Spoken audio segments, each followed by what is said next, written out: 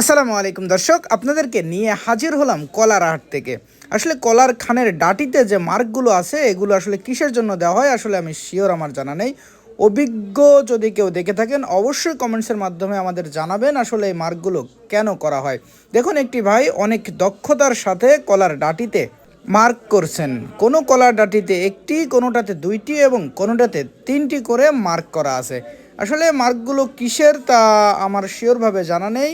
হয়তোবা কোন ব্যাপারীর কলা সেই অনুসারে মার্ক করা হচ্ছে, অন্যথায় গণনার কাজ করার জন্য এই মার্কগুলো করা হচ্ছে। একটি ভাই কলা হাতে যাচ্ছিল, তার পেছন পেছন যেয়ে দেখলাম যে কলা হিট ঘরে প্রবেশ করানো হচ্ছে, যেখানে কলা পাকানো হয়। কথা বলে আপনাদের জানানোর চেষ্টা করব। ভাই, এটা কি কলা পাকাতে দিচ্ছেন আপনারা?